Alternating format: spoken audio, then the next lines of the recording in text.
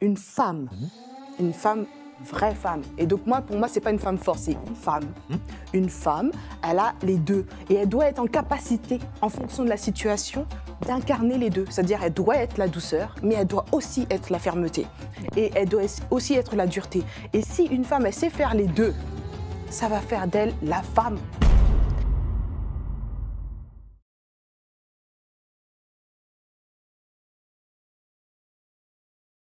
Hotep, shalom, salam, bonjour à toutes et à tous. J'espère que vous vous portez au moins aussi bien, que le courage dans le bras d'une Amazone du Dahomey ou que la jalousie dans le cœur de Simone Signoret face à Marilyn Monroe.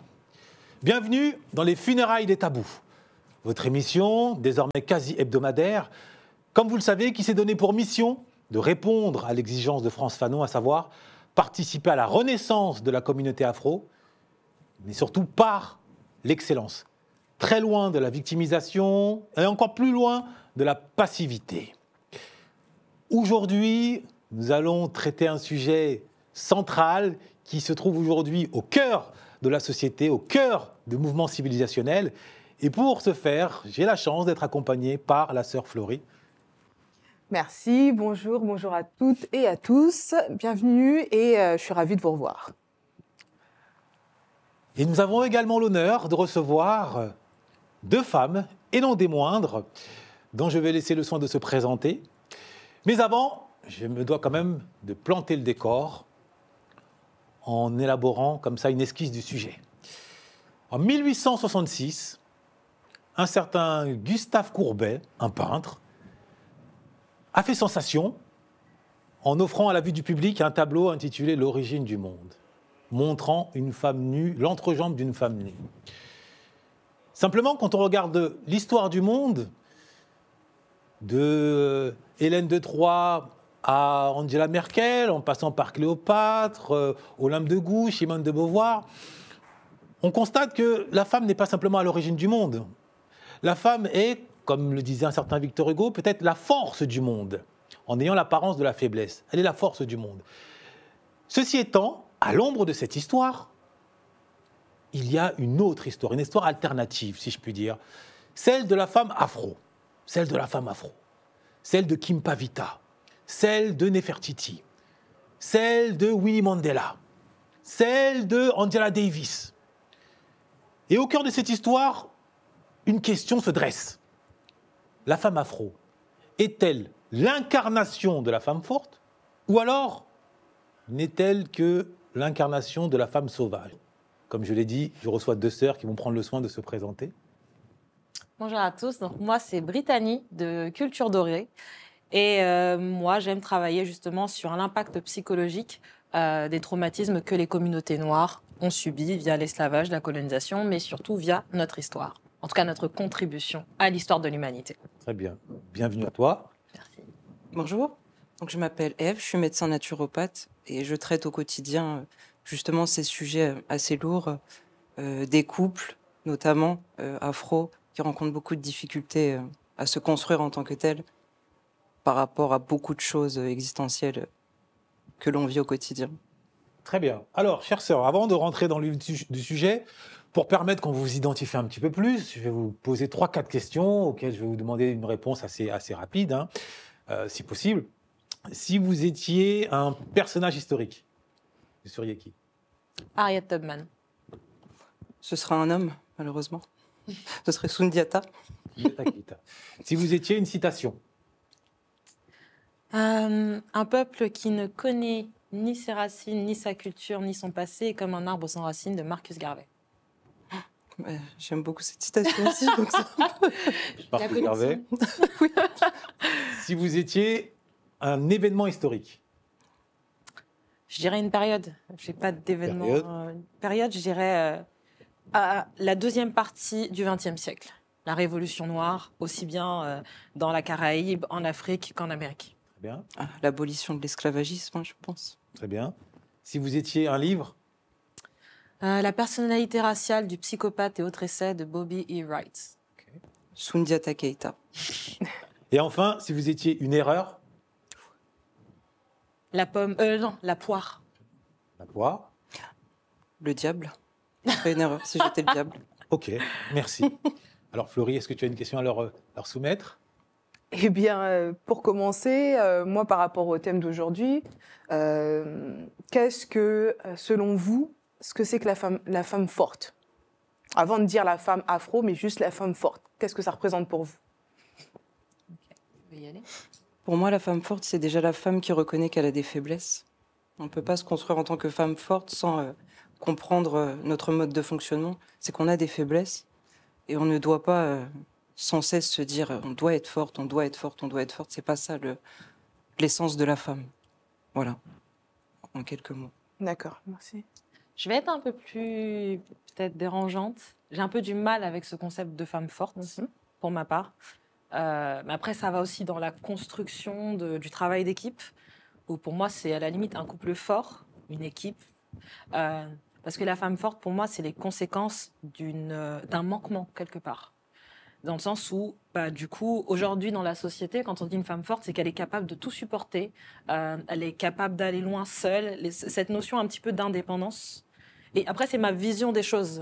Pour moi, c'est vraiment une histoire de travail d'équipe. Pour moi, même au niveau de l'humanité, on se complète tous.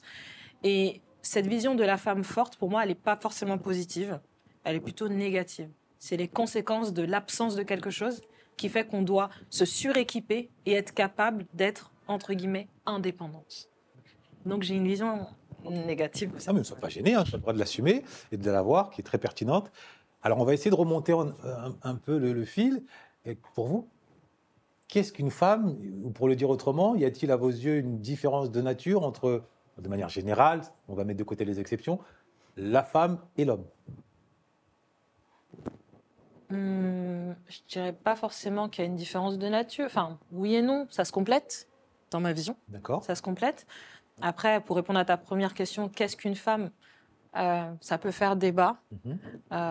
Pour moi, on choisit. Enfin, en fait, on ne peut pas mettre une femme dans une case. Pour moi, c'est avant tout physique, c'est des choses que tu ne choisis pas. Tu vis dans un corps que tu n'as pas choisi, en fait. Personne ne peut vraiment définir ce que c'est qu'une femme. Entre guillemets, on subit le fait d'être une femme. Être une femme, c'est... Voilà, tu as des cycles, tu as des choses qui se passent au niveau de ton corps. Voilà, mais ce ne sera pas forcément la même chose sur toutes les femmes.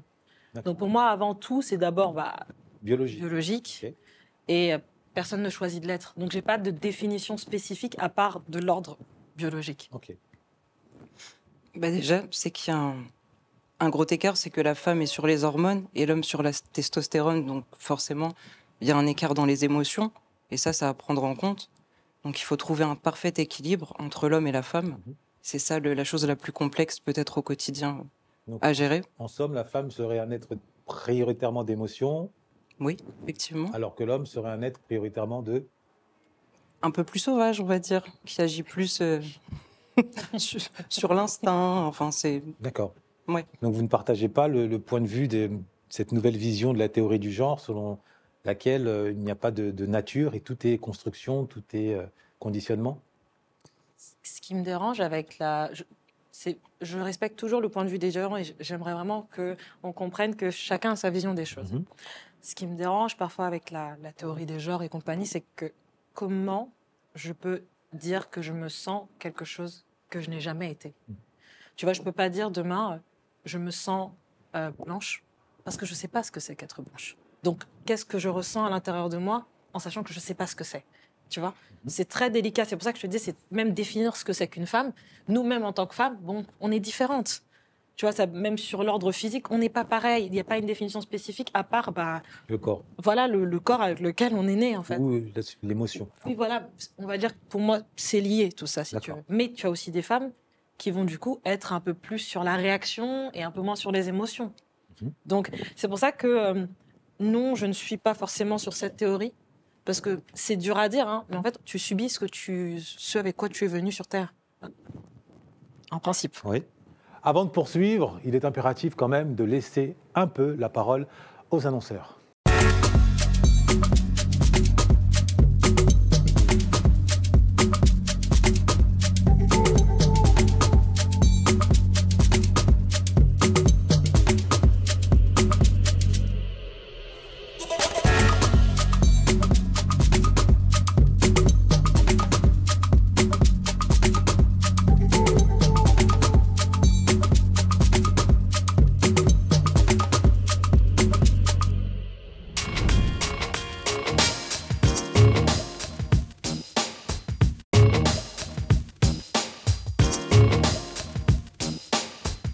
Alors, moi, juste, par contre, par rapport à la phrase, tu subis... tu peux répéter, justement, tu subis... En fait, ce avec quoi tu es venu. Et après, c'est vrai, quand tu utilises le mot subir, Oui. ça peut être négatif. Parce que je dis oui, tu subis, voilà. Mais je le subis positivement. Hein, pour Parce ma que part. subir, le mot subir, c'est forcément négatif. C'est-à-dire ça veut dire qu'il y a une notion de ne pas avoir le choix d'eux, Mhm. il y a Mais on n'a pas le choix. une notion de contrariété, de lourdeur. Donc forcément, c'est négatif. Maintenant, dans les propos que vous avez tenus, et c'est pour vous demander plus d'explications que je vais poser la question, ça voudrait dire que être une femme, c'est subir quelque chose au quotidien? Non. C'est pas ça. Après, la société fait que oui, tu subis certaines injustices parfois parce que tu es une femme. Mais quand je te parle de subir, c'est dans le sens où tu arrives sur Terre, peu importe l'être humain, tu ne vas pas dire « Oh, je veux être une femme » ou « Je veux être un homme, je veux arriver sur Terre comme ci, comme ça ». On arrive, on est fait d'une certaine manière. Donc tu ne l'as pas choisi, on te l'a imposé. Après, voilà, les gens font ce qu'ils veulent en devenant adultes et compagnie. Mais quand je te dis subir, c'est qu'en fait, tu n'as pas choisi. Il y en a qui le vivent bien, il y en a qui le vivent mal, mais c'est pas toi qui choisis. Ah, donc c'est valable aussi bien pour les femmes que pour les hommes. Que pour les hommes, Ok. c'est pareil. Ok. C'est dans ce sens-là que je te dis subir. Mais effectivement, oui, ça peut être pris négativement, mais je ne vois pas en fait un autre mot. Donc exister, qu'en fait, c'est d'abord un fardeau. Bah, c'est pas forcément un fardeau, c'est qu'en fait, on te l'a imposé. Ok. Tu vois, c'est plus dans ce sens-là que je le vois, c'est que j'ai pas choisi. Je suis arrivée, maintenant j'ai fait avec. Maintenant j'aime ce que je suis, D'accord. mais de ce qu'on m'a imposé, bah, je l'ai accepté et aujourd'hui je vis avec ça. Et j'aime ce que j'ai. Et tu as toujours aimé être une femme? Pour être honnête, à l'adolescence, j'ai eu un petit rejet D'accord. au niveau de mon identité, mais ça, ce sont des choses que je pense qu'on développera au fur et à mesure de l'échange. Mais voilà, des choses que j'ai pu subir qui ont fait que, bah, à l'adolescence, bah, t'as un rejet de toi-même, tu t'aimes pas, t'as pas envie de ressembler, t'as pas envie d'être femme. Moi, j'avais ce petit côté un peu garçon manqué D'accord. parce que je ne m'aimais pas et j'aimais pas le fait d'être une femme. En tant que femme ou en tant que femme afro? En tant que femme. Ok. Et afro aussi à côté, forcément. En D'accord. tout cas, c'est lié, mais en tant que femme. D'accord. Je pense que vraiment, c'est une grosse introspection à faire sur soi-même. Vraiment pour comprendre le sens déjà de la vie, quand on est, pourquoi on est là, qu'est-ce qu'on fait ici.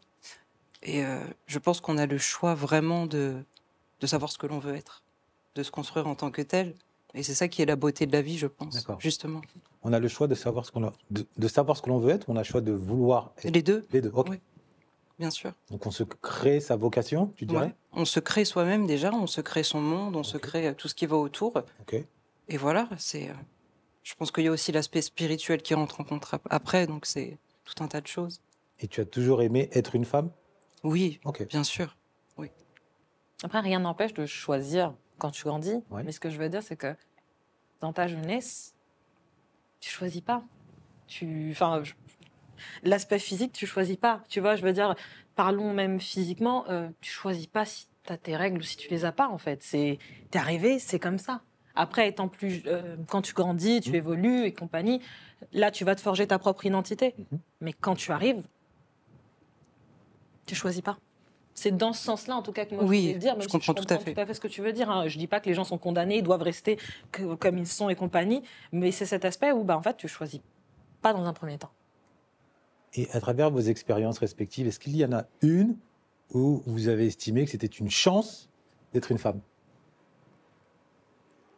Une entrée en discothèque, par exemple. Women privilege. C'est toujours lié à la discothèque. Non, mais même pas ça. Enfin, après, moi, je suis un peu parfois dans mes opinions, mais le fait, parfois, t'as pas besoin de te prendre la tête. Après, c'est l'éducation que j'ai eue aussi, Ouais. qui fait que on va te chercher un truc. C'est pas grave, il y a mon frère, il y a mon père. D'accord. Moi, je suis tranquille. Je sais qu'il y aura toujours des hommes qui vont venir me défendre ou j'ai pas besoin de me prendre la tête par rapport à ci parce que voilà, je suis la petite fille à papa. D'accord. Il y a des fois, oui, j'ai apprécié le fait d'être une femme parce que je savais que sur certains points, je me prends pas la tête. Et ça, c'était dû au fait que tu étais une fille? Bah, le fait que j'étais... Oui, parce que moi, tu sais, ma féminité, entre guillemets, dans l'éducation que j'ai eue dans un premier temps, elle était un petit peu cadrée. Dans le sens où les femmes, bah, elles ont certains rôles, les hommes ont d'autres rôles. Donc, du coup, ça fait que si, par exemple, tu as une dispute ou voilà, on veut t'attaquer et compagnie, bon, bah, dans l'éducation que j'ai, c'est bon, bah, ça va être ton cousin qui va aller te défendre, ou ça va être ton frère qui va aller te défendre. Et toi, tu sais que bah, c'est pas grave, il y a quelqu'un qui va aller me défendre et compagnie. D'accord. Et dans ta même éducation, ça veut dire que si, par contre, tu n'es pas d'accord avec quelque chose, est-ce que dans cette éducation-là, on va aussi considérer aussi ta parole? Ou c'est en fonction du grand frère qui va, ou du père qui va avoir le dernier mot? Non, en fait, si tu veux, mon éducation, elle a été un peu dans le sens où j'ai aussi grandi avec une mère qui a majoritairement tenu le rôle des deux. Mais mon père était quand même là. Donc j'ai le côté où tu n'es pas d'accord avec quelque chose, tu as tout à fait le droit de le dire. Et le côté où, bon, si un truc te dépasse, tu sais qu'il y aura toujours ton frère pour venir te soutenir. Donc je suis un peu... Après, c'est propre à moi aussi. Ouais. D'accord. Alors moi, fière en tout cas d'être une femme parce que déjà on porte la vie. C'est quelque chose d'extraordinaire que l'homme malheureusement ne peut pas connaître. Est-ce qu'il y a eu un moment dans ta vie où tu t'es dit, j'ai de la chance d'être une femme, dans une situation concrète? C'est vraiment le fait de porter un enfant pour moi. D'accord. C'est vraiment cette situation qui me... D'accord. Et alors, à l'inverse, est-ce qu'il y a un moment où vous vous êtes dit, ah là là, vraiment, quelle lourdeur, quel fardeau d'être une femme? Hors moment biologique. Hein. Ouais. T'as senti déjà. Ouais. Arrivé. Ouais. Mais quand même, on peut le dire quand même. Hein. Non, honnêtement, je crois que j'ai jamais remis en cause le fait d'être une femme. Non. Alors, exemple, souvent, enfin, il n'est pas rare d'entendre une femme Si, moi, voilà, j'en ai. Hein. bardée de diplômes, compétente, et qui se présente à une offre d'emploi, ou alors qu'on ne prend pas au sérieux, et elle sent que c'est en raison, entre guillemets, de son genre. Est-ce que vous avez été confronté, on vous a retiré votre légitimité intellectuelle au motif que vous seriez maquillée? Oui, effectivement, on l'a fait, mais ça n'a pas remis du tout en question le fait D'accord. que... Non, pas du tout. Non, ça ne remet pas en question son identité, mais c'est vrai que c'est frustrant. Ouais. C'est quand même frustrant et tu n'es pas en mode « Ah, j'aurais préféré être un homme mais tu aurais préféré que la société soit différente. Et donc, effectivement, bah oui, c'est frustrant. Et plus dans ce sens-là, je suis d'accord. Il y a aussi les insultes et les attaques verbales ou physiques qu'on peut recevoir dans la rue. Moi, je l'ai déjà aussi beaucoup vécu, ce truc-là. Hein, c'est-à-dire où tu marches dans la rue en fonction d'une certaine heure, ou parce qu'on estime que tu es en train de passer en robe ou en jupe, eh bien, tu as droit à toutes les remarques, tu as droit à même des attaques, tu as droit à de l'intimidation. Et là, oui, effectivement, moi, je me suis dit, j'aurais été un homme, je suis persuadée que je serais passée là. Mais parce que tu es une femme, tu passes pas. Ouais. Voilà, ou en tout cas, pas sans que tout le monde ait donné son avis. Et même des fois, non mais c'est vrai, même des fois en donnant un compliment, ah non mais t'es super belle, après ça dépend le compliment, ça peut être aussi t'es super bonne, pardon, voilà. Super bonne n'est pas un compliment. D'accord. Et donc quand quelqu'un te dit t'es super bonne, il estime que lui, il t'a fait un super compliment. Non, ça peut être même très agressif en fonction de trucs. Et de toute façon, ça l'est. Moi, je pars du principe que c'est toujours agressif. Okay, et donc oui, là... Qu'est-ce qui est toujours agressif? Le fait de dire qu'on dit ça, t'es super bonne, oui, okay. Je trouve ça d'une agression. Et non, oui, là, être une femme à ce moment-là, tu remets pas en question le fait j'aurais préféré être un homme, mais tu te dis un homme ne subit pas ce genre de choses. En tout cas, moi, ma Sauf dans le Marais. Comment? Sauf dans le Marais. Dans un certain contexte, voilà, dans un certain contexte bien particulier, mais au quotidien, et j'ai des amis hommes qui ont vécu aussi ça, qui ont vécu l'agression et tout ça, mais d'autres hommes. Ouais, c'est pour ça que je dis sauf dans le Marais. Voilà. Donc ça, c'est quand même assez particulier.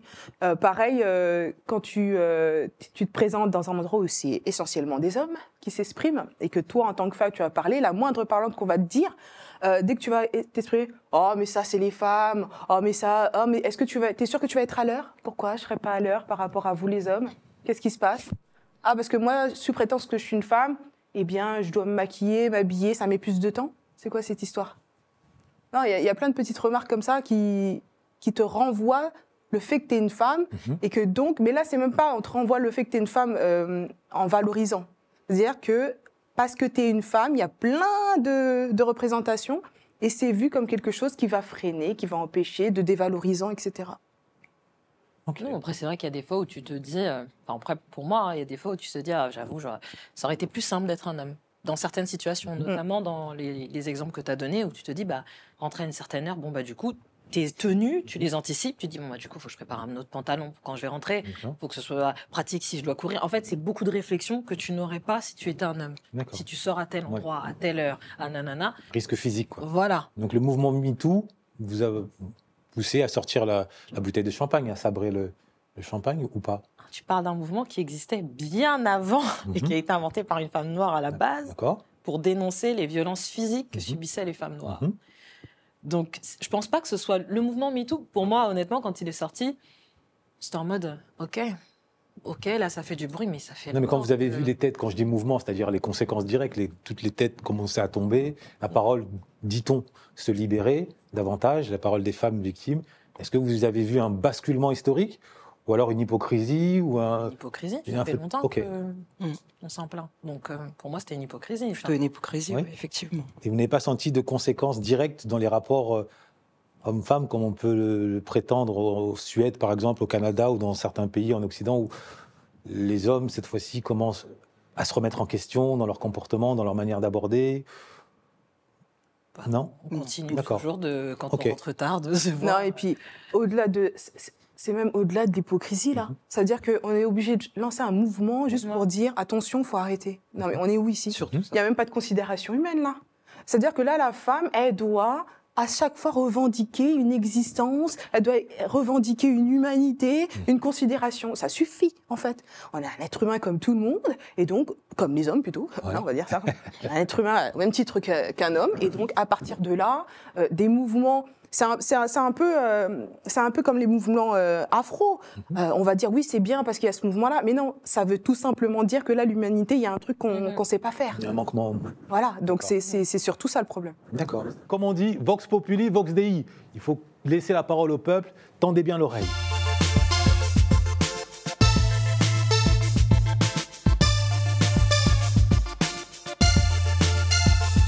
Alors une femme forte, c'est celle qui affronte chaque épreuve, chaque difficulté de la vie avec une certaine force. Je pense que des fois, je vais dire une force surhumaine, je parle de vécu. Ce que je pense, c'est une femme forte, c'est une femme qui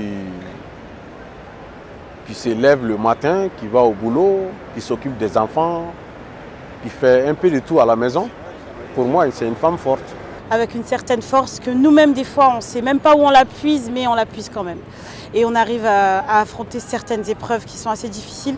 Et souvent, je pense que la femme africaine, elle a une certaine force surdimensionnelle.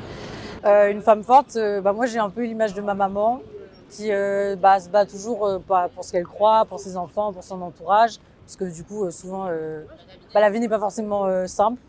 Et du coup, pour moi, une femme forte, c'est une femme indépendante qui a besoin... si elle a besoin de ses proches, mais pas... elle se repose pas que sur ça et elle se bat pour ce qu'elle croit, pour ses proches.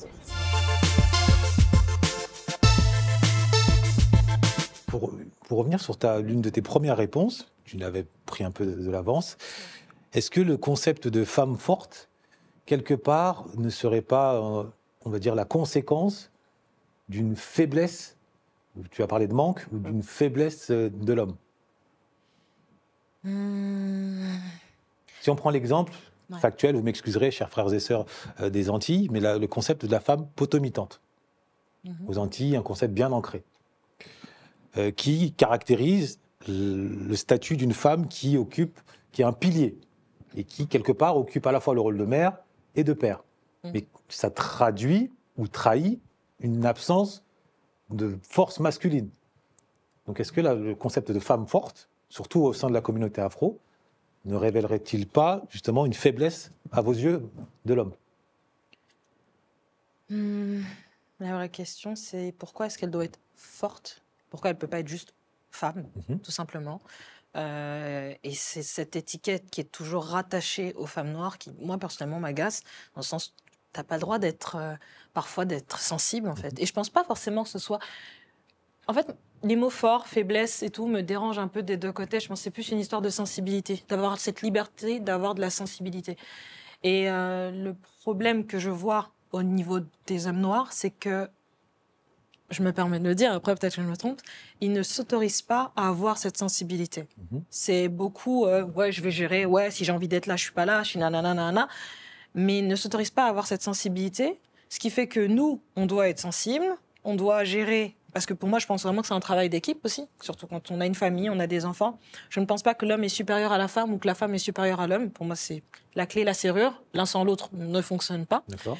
Donc, je ne pense pas forcément que ce soit qu'une histoire de faiblesse ou de force. On a une histoire qui est assez compliquée, qui n'a jamais été traitée. D'accord. Si tu t'amuses à... Je vais y aller clair. Hein, si tu t'amuses à séparer des familles, que ce soit pour la colonisation ou pour l'esclavage, hein, séparer des familles, violer des hommes, violer des femmes, kidnapper des enfants, etc., sur des années, bah, ça crée des conséquences. Ça crée des carences. Et quand tu ne traites pas ça, bah, malheureusement, ça crée des traumatismes transgénérationnels. Donc, en fait, tu ne fais que porter ce trauma. Alors oui, un traumatisme est une faiblesse. Donc là, si je prends avec ce regard-là, oui, effectivement, c'est une faiblesse. Mais le fait que la femme noire soit forte derrière, pour moi, c'est pas une force, en fait. C'est qu'il y a quelque chose qu'on n'a toujours pas traité, qui fait qu'en fait, finalement, bah, traumatisme, que tu continues de porter. Et de l'autre côté, l'homme, c'est la même chose. Des choses qui n'ont pas été traitées. Donc finalement, des deux côtés, il y a des faiblesses. Ok. Alors, je pars du principe que ce n'est pas une faiblesse, comme tu l'as dit, c'est vraiment une carence, en fait, qu'il faut régler et traiter au quotidien. Je pense que les hommes souffrent autant que les femmes, en fait. C'est d'égal à égal, en fait. Et c'est vraiment ce que j'ai constaté en recevant tous ces couples. Et c'est un problème sociétal, en fait. C'est vraiment quelque chose d'ancré. On vit aussi dans une société occidentale, faut pas l'oublier. C'est pas les mêmes mœurs. Et afro-occidentale, c'est pas la même spiritualité. C'est pour ça qu'on en revient toujours à ça. Et je pense qu'on vit dans une sorte d'énergie qui n'est pas aussi la nôtre, en fait. Ah, c'est-à-dire, tu peux développer, s'il te plaît ? On vit dans une société qui est vraiment... C'est l'Occident. Il y a l'Afrique, et l'Occident est venu aussi mettre sa patte là-bas, ce qui a fait que les mœurs changent là-bas, les mœurs changent ici, et... Mais quand tu dis on est dans une énergie qui n'est pas la nôtre, moi c'est un terme, c'est une phrase intéressante. C'est pas notre spiritualité, tout simplement. D'accord. Spiritualité, énergie, pour toi c'est... C'est la même chose. Ok, d'accord. Voilà, on est une énergie nous-mêmes, on émet des vibrations et ça, c'est aussi scientifique, pas que spirituel. Donc vraiment, on a chacun notre propre énergie, notre propre spiritualité et ça joue dans le couple aussi. D'être dans un endroit qui n'est pas forcément le reflet de ce que nous sommes, ça joue. Alors j'ai une question. Parce que moi, cette histoire de femme forte, ça me pose question vraiment. Ouais. Femme forte, ça voudrait dire que ça s'oppose aussi à femme faible. Est-ce qu'il y a vraiment des femmes faibles ? Non. Donc, alors vous secouez, ça veut dire non ? En fait, c'est pas être fort, c'est pas négatif. Mais quand on parle de la communauté afro et de l'image qui reflète la femme noire forte, là, c'est négatif. Dans le sens où quand tu penses à une femme noire forte, c'est le côté indépendante. C'est je peux gérer mes enfants toute seule, je peux faire ci toute seule, je peux aller me battre toute seule, je peux nanana toute seule. Et finalement, la place de l'homme, elle est inexistante. Et c'est comme si l'enfant, tu pouvais le faire toute seule. Et c'est pour ça que je te dis, l'image, en fait, qui est rattachée à la femme noire forte, elle n'est pas bonne. C'est-à-dire que si demain, on vient t'agresser, un exemple que je donnais tout à l'heure, on vient t'agresser, je sais pas, une femme blanche vient, elle te parle mal, nanana. Une personne qui arrive dans la discussion, inconsciemment, elle va se dire, forcément, c'est la femme noire qui l'a agressée. Et pas la femme blanche qui l'a agressée. Parce qu'il y a cette image de la mad black woman qui est rattachée à cette image de la femme noire, elle est forte. Moi, j'ai été victime de harcèlement moral dans un ancien travail que j'avais. Et quand j'en ai parlé à mes parents et que je leur ai dit, bah, pour moi, c'est dur, je peux pas tenir, nanana, ce que mon père m'a répondu, c'est, nous, on est forts, nous.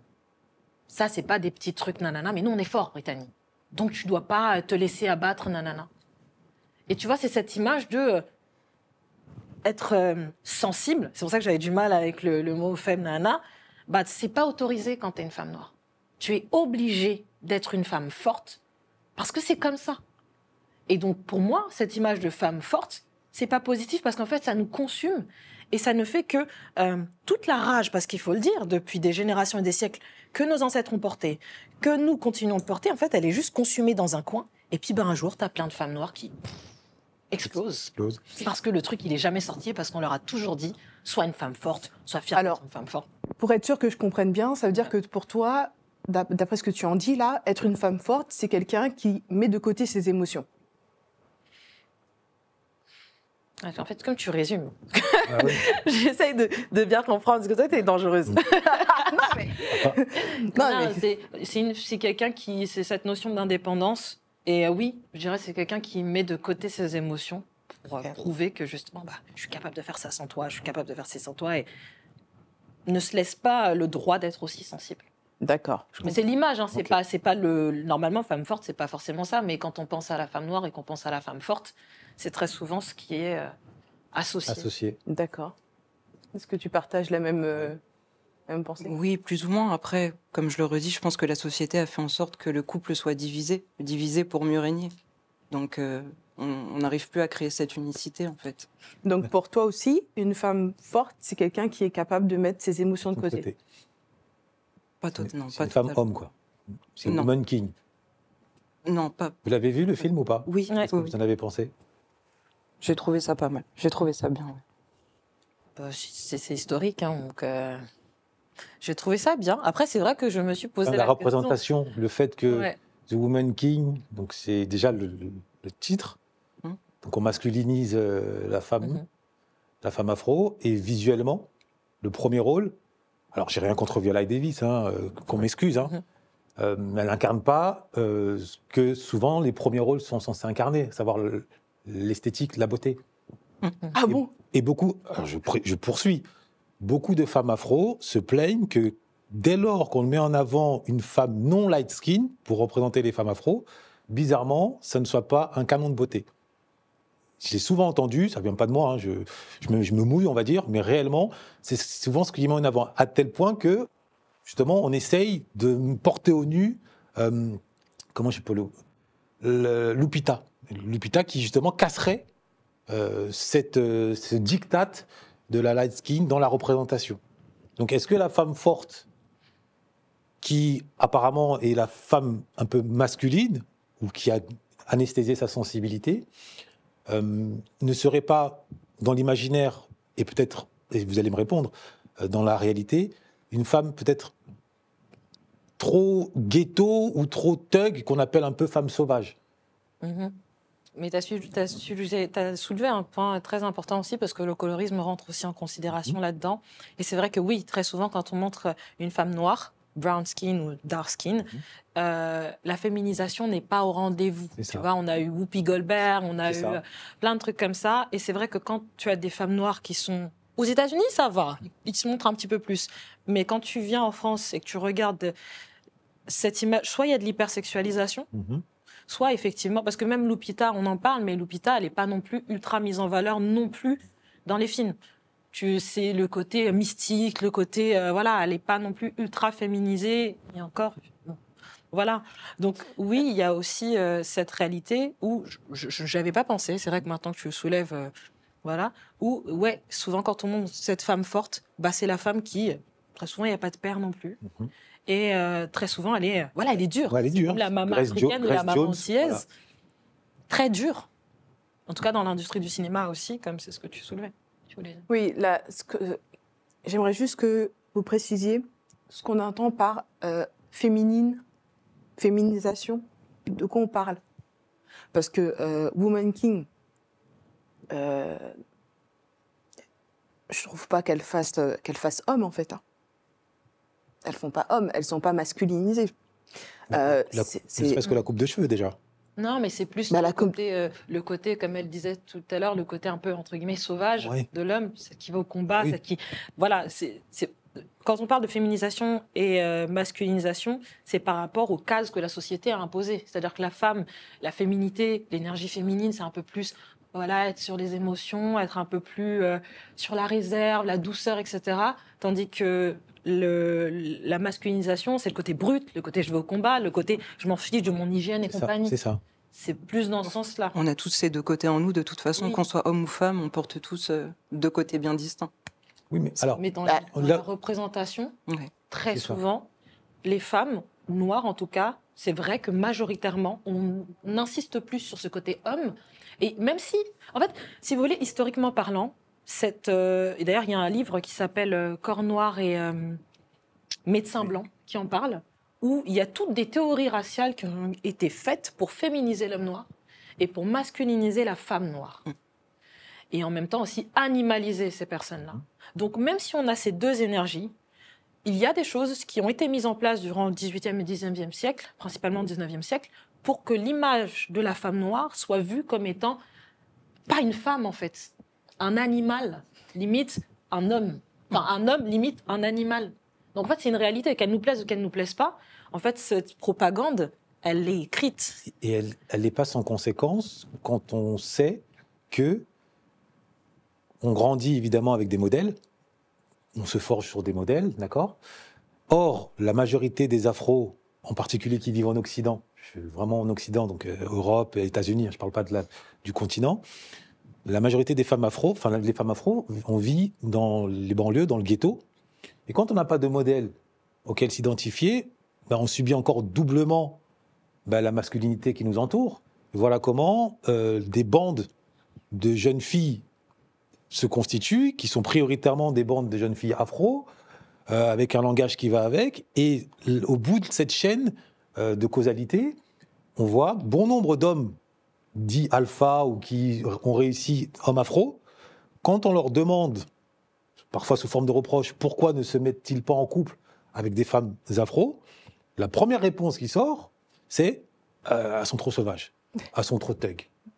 Quand bien même eux-mêmes viendraient de la cité, hein. Mais sauf qu'on attend d'une femme, surtout quand on a un homme, dans bien des cas, la féminité. C'est-à-dire même si tu viens de Grigny, de Sarcelles, essaie d'être un peu douce, d'être un peu féminine. Alors, donc est-ce que ça vous l'entendez ou pas ? Alors moi déjà, juste revenir quand même sur la notion de féminité, je crois que je ne suis pas tout à fait d'accord et je rejoins ce que tu as dit, Ève. C'est-à-dire que la féminité, ce n'est pas juste la douceur. Bien sûr qu'il y a la douceur. Et c'est comme ça qu'on est constitué, en fait. Quand tu disais qu'il y a les deux, c'est-à-dire qu'une femme, une vraie femme. Et donc, pour moi, ce n'est pas une femme forte, c'est une femme.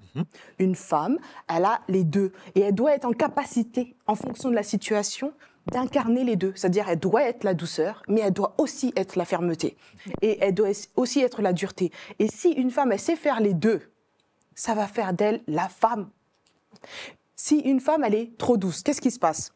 Elle va être souvent cataloguée comme fille facile. Et justement, par rapport... Femme douce, femme facile ? Oui, je continue, dans le sens où, même par rapport aux hommes afro, où ils disent « Ah non, les femmes noires, elles sont trop dures, etc. » Ils opposent, en tout cas, c'est ce que j'entends souvent, ils opposent généralement avec la femme blanche, où ils disent que « Ah oui, mais elle est plus facile, elle est plus douce. » Comme quoi, sous-entendu derrière, je pourrais plus facilement manœuvrer avec elle.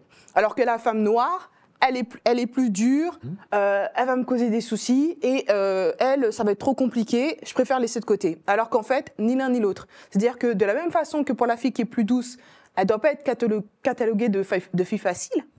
C'est pas parce que tu n'es pas dans une dureté que tu ne peux pas te faire entendre. Mais de la même façon que la fille qui est dure, c'est pas parce qu'elle est dure que le jour où elle se montre douce, c'est qu'elle est en train de montrer de la faiblesse. Et une femme, et je le répète et j'insiste, une femme doit être en capacité d'incarner les deux, voire même les trois. Spirituellement, c'est les trois. Mais ça, je suis d'accord avec toi. C'est pas ce qu'on est en train de dire. Nous, ce qu'on dit, c'est que justement, dans la médiatisation de la femme noire, et je peux même citer Aya Nakamura, n'allons pas loin, en fait. La médiatisation, elle est faite pour qu'on insiste sur l'aspect masculin majoritairement, et que la douceur de la femme noire, on la montre pas beaucoup. Assa Maïga, de temps en temps, quand même, elle, on montre une petite douceur, mais c'est toujours montré sous forme de faiblesse, c'est celle qui a toujours besoin d'aide, etc. Mais très souvent, la femme noire, et je parle de la femme noire brown skin et dark skin, ce qu'il dit n'est pas faux. Et ce que tu dis n'est pas faux. Il y a deux énergies, mais majoritairement, on insiste sur l'énergie masculine. Alors, chère sœur, moi, je tenais à revenir sur cette question fondamentale qui structure les rapports hommes-femmes dans notre communauté, à savoir... Beaucoup d'hommes afro, ils expliquent que la femme afro est trop sauvage, est trop vulgaire, bref, est trop ghetto. Premièrement, est-ce que vous estimez que c'est une accusation légitime ou alors c'est une excuse ? Et deuxièmement, si c'est le cas, comment y remédier selon vous ? Pour ma part, je pense que c'est un choix de facilité, en fait. C'est plus facile. Comme les hommes noirs, on en revient toujours à la même chose, à la spiritualité, a perdu quelque part sa spiritualité. Il va avoir tendance à se rapprocher plus de femmes blanches, qui sont plus...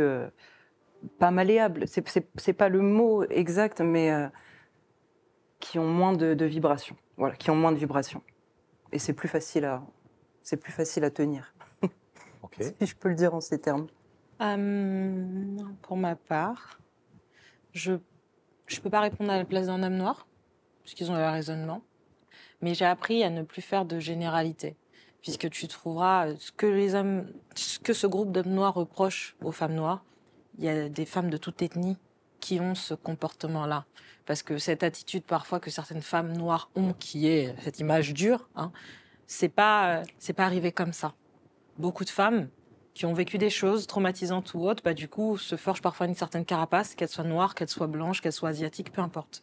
Le problème, c'est qu'il faut changer aussi d'entourage, de paradigme, pour pouvoir arrêter de généraliser. En tant que femmes noires, nous aussi, on a une image des hommes noirs. On a cette image de les hommes noirs ne nous soutiennent pas, les hommes noirs ne font que nous discréditer, etc. sur les réseaux ou dans la vie de tous les jours. On en voit plein, des vertes et des pas mûres. Mais un jour, il faut prendre la décision de changer son focus et de mettre son focus sur « Ok, moi personnellement, c'est comme ça que j'ai changé mon entourage. » Et je me suis dit, il y a des hommes noirs qui valorisent la femme noire. Il y a des hommes noirs qui sont présents pour la femme noire. Et à partir du moment où j'ai commencé à changer ma réflexion, j'ai commencé à m'entourer de ces hommes noirs. Et le problème de beaucoup d'hommes noirs, enfin de beaucoup, je ne vais pas y dire beaucoup, parce qu'en fait, c'est juste la médiatisation, en fait. Parce que si ça se trouve, il y a plus d'hommes noirs qui valorisent la femme noire que d'hommes noirs qui discréditent la femme noire. Aujourd'hui, on est là à dire oui, il y a beaucoup de métissage, mais bon, on est encore là. Je suis encore là. Ça veut dire que de l'autre côté, il y a encore du black love. Nos parents ont beaucoup fait de black love aussi.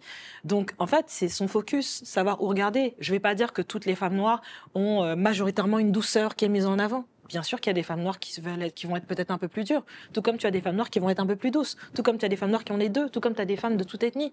Mais la médiatisation fait qu'ils n'ont qu'une seule vision. Donc pour vous, il n'y a pas un fléau, le fléau, comme je l'appelle, de l'afro-ghetto, qui touche aussi bien les hommes par la Kaira attitude que les femmes afro. Bien un fléau. Okay. Mais c'est la médiatisation, c'est ça que je t'explique. Maintenant, qu'est-ce qu'on fait? Est-ce qu'on entretient cette médiatisation en choisissant la solution de facilité et se dire, c'est bon, j'ai rencontré 2-3 femmes noires qui étaient comme ça, et puis ma mère, peut-être aussi, elle est un peu dure, et puis ma cousine et tout ça. Donc, dans ma tête, toutes les femmes noires sont comme ça. Ou est-ce que je décide de me rendre compte que, OK, on part avec un handicap au niveau de la médiatisation, et je décide de changer mon prisme et de me dire, OK, à partir de maintenant, je décide de laisser le doute et de tout simplement peut-être changer mon entourage. Peut-être que là où j'allais chercher une femme, c'était peut-être pas l'endroit qui me correspondait. Peut-être que je devrais aller peut-être dans d'autres milieux et peut-être que je rencontrerais des femmes qui sont différentes de ce qu'on m'a toujours appris ou ce que j'ai cru voir pendant longtemps. Ok. Fondamentalement, en fait, je pense pas que ce soit le problème vraiment de l'homme ou de la femme en soi. C'est vraiment la société qui nous crée, ce qu'elle fait de nous, en fait, qui fait qu'on est totalement divisés. Donc, en fait, le problème, c'est vraiment un problème intérieur. Il faut revoir. Il y a plein de bases à revoir, il y a plein de choses à revoir. Prendre conscience aussi du monde dans lequel on vit. Et toujours se relater ses énergies à la spiritualité, en fait. C'est ce que je... Alors, quand tu dis il y a plein de bases à revoir, de quelle base tu parles, par exemple? C'est toujours la même chose. C'est que, malheureusement, l'homme et la femme afro ont oublié que, de base, c'était des personnes spirituelles. C'est quand même le peuple afro qui porte la spiritualité la plus haute et la plus forte. La plus haute et la plus forte? Oui. C'est-à-dire? C'est-à-dire que l'afro émet des vibrations qui sortent de lui-même, qui sont plus élevées que les autres, en fait. Okay. C'est quelque chose de très, très fort. Et relié à la couleur de peau? Aussi, où la mélanine vient, ça joue, ça rentre en compte. Et ça, on le sait de... Plus on est foncé, plus on émet de vibrations. Tout à fait, effectivement. Ok. Voilà. Et il y a un gros travail qui a été fait déjà depuis très très longtemps pour diviser l'homme et la femme, en fait. C'est pas quelque chose de nouveau. Et plus l'homme et la femme afro seront divisés, et plus on va dire que les mauvaises choses régneront autour de nous, en fait. C'est une complexité, vraiment, c'est très complexe, hein, comme sujet en réalité. Alors, si je comprends bien ce que tu es en train d'avancer, c'est qu'en fait, c'est pas tant le fait que... Enfin, il y aurait une méconnaissance de base qui relèverait de la spiritualité et qui a comme conséquence ces attitudes et ces façons de considérer la femme et l'homme, alors qu'en fait, s'ils revenaient à quelque chose de l'ordre spirituel dans le paradigme africain, ils se rendraient compte qu'en fait, toutes ces questions-là n'ont pas de sens. Aucun sens. Mais pourtant, Michelle Obama et Barack, ils sont ensemble. Denzel Washington et sa femme, ils sont ensemble. Pour autant, ils n'ont pas la croix Ankh. Ils ont une spiritualité judéo-chrétienne. Et je pense qu'ils ne s'en portent pas plus mal. Est-ce que c'est vraiment lié à une spiritualité spécifique ? Non, c'est pas forcément. C'est pas l'histoire d'être lié à une spiritualité spécifique. C'est que ça va avec la connaissance de soi. Ça va avec le fait de savoir la fonction de la femme, la fonction de l'homme. Tout à l'heure, on disait que c'était biologique. C'est pas seulement biologique. La femme a une fonction et l'homme a une fonction. Laquelle ? C'est les deux. On n'a pas répondu à cette question de fonction spécifique en fonction du genre. La complémentarité. Oui, mais quand on dit a une fonction, c'est laquelle ? Ça peut être tout simplement, on l'a dit tout à l'heure, il y avait les émotions, mais les émotions, elles sont valables des deux côtés, mais n'ont pas la même utilité. La femme, en tout cas de ce que j'en saisis et de ce que je peux voir, la femme, elle a cette connexion, par exemple, à tout ce qui est de l'ordre de l'immatériel, etc., qui est beaucoup plus prononcée que l'homme. Ça ne veut pas dire qu'un homme n'est pas capable. Ça veut dire que déjà, en naissant, une femme est déjà, de ce point de vue-là, on va dire plus avancée. Tout le concept d'intuition féminine, quoi. Surtout la conscience, ce qui relève de la conscience. Oui, on va dire ça comme ça. D'accord. On va dire ça comme ça. L'homme, il a une autre place. C'est-à-dire que, ok, sa connexion est là, mais pour d'autres raisons. Et ça peut être sécurité. Mais sécurité, ça ne veut pas dire que la femme n'est pas capable d'être en sécurité. Ça veut juste dire que à partir du moment où elle est là, elle doit donner la vie, elle anticipe, elle a cette connexion, elle fait ce lien, elle doit veiller à ce que l'ensemble, et c'est pour ça qu'on parle aussi de gouverner une société. Gouverner une société, c'est ça, c'est veiller à ce que chacun des membres et chaque partie qui constitue la société puisse aller vers une élévation, puisse aller vers du mieux. La femme, c'est son rôle. L'homme doit sécuriser ça pour permettre à la femme de faire. D'accord. Voilà, donc les deux sont essentiels. Donc si je comprends bien, la femme doit veiller d'une certaine façon à la conscience de l'homme, là où l'homme doit veiller au corps, à la protection du corps de la femme. Exactement. C'est à peu près, s'il fallait résumer, ce serait ça ? C'est ça. Bon, juste pour en revenir à la question de base, parce que je suis d'accord qu'il y a cette histoire d'énergie, de spiritualité, de vibration, etc. Mais il y en a beaucoup qui n'ont pas conscience de ça. C'est pour ça qu'il y a une partie qui est peut-être violente dans notre réappropriation identitaire et qui fait que ça commence par décider un jour de changer de prisme, de changer de manière de penser. C'est pour ça que je disais... Peut-être que tu as une image négative des Noirs, en général, hommes ou femmes.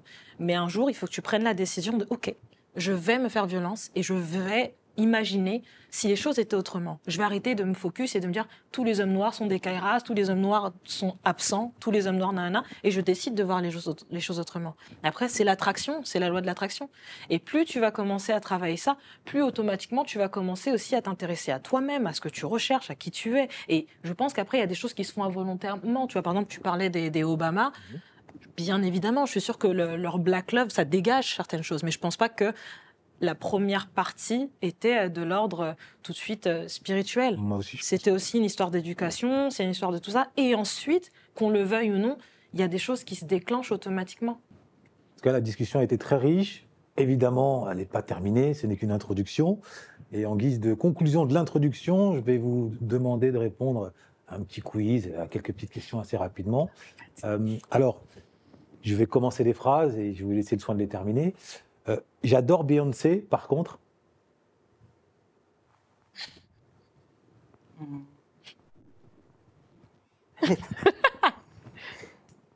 Elle n'est pas assez spirituelle. Après, c'est à mon tour. J'adore Beyoncé, par contre. Ah, c'est Beyoncé quand même.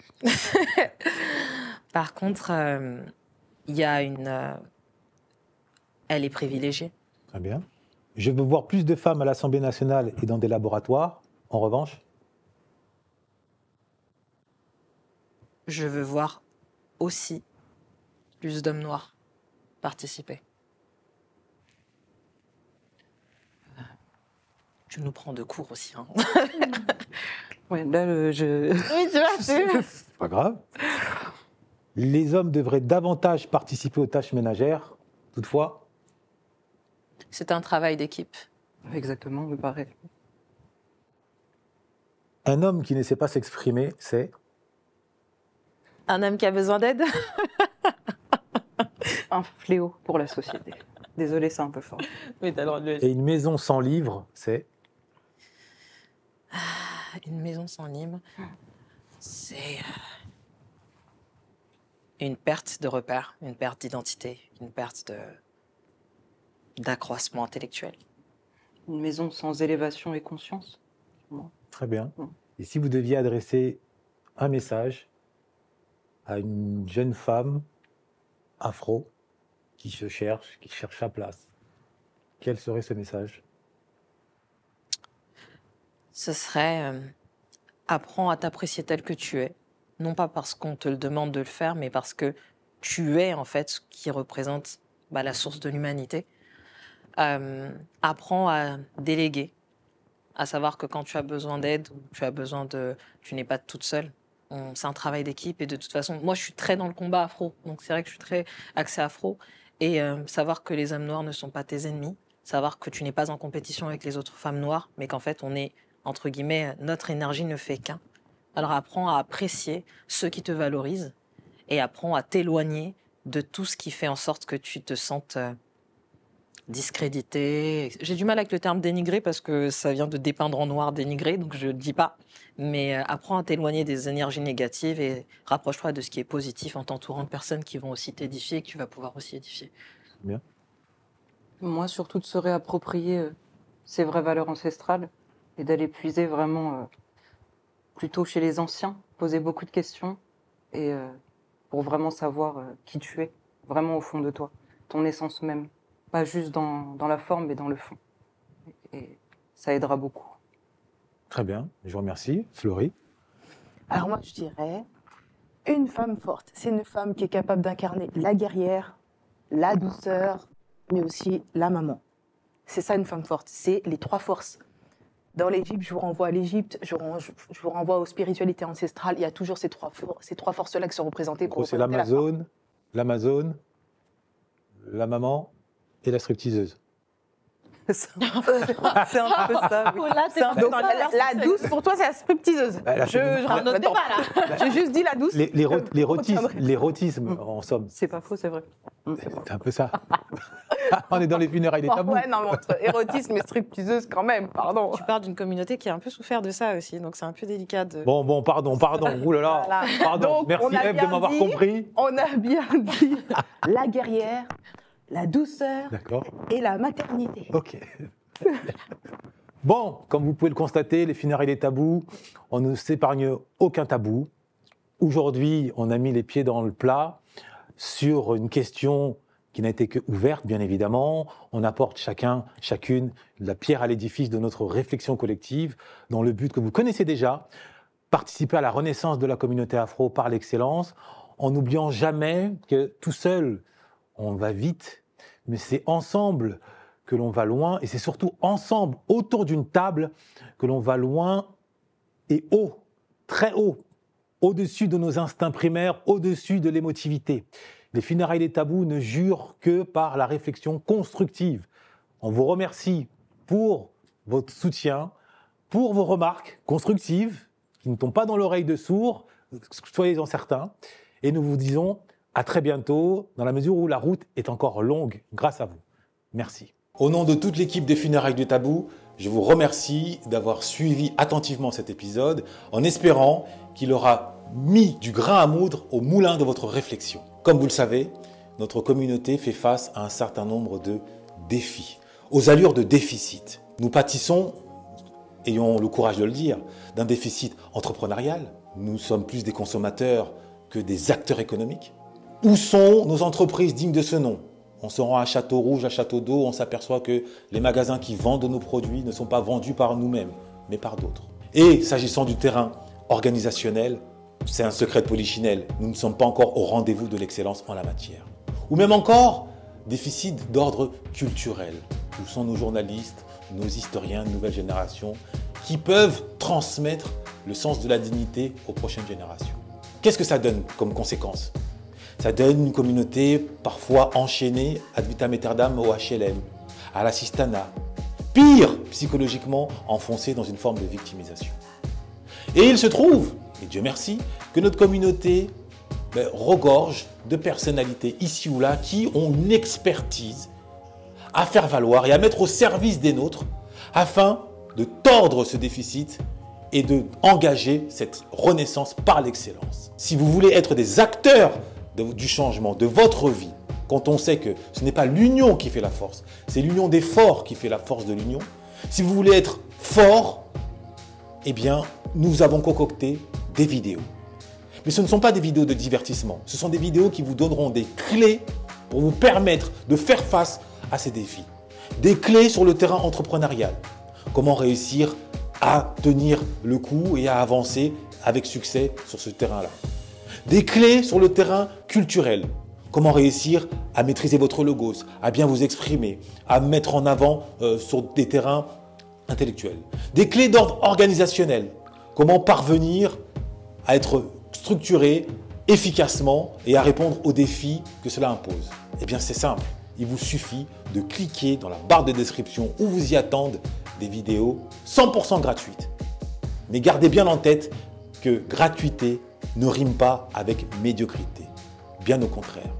Mais la vraie question que vous devez vous poser, c'est: êtes-vous prêt à devenir les acteurs de votre destin et non plus simplement les spectateurs?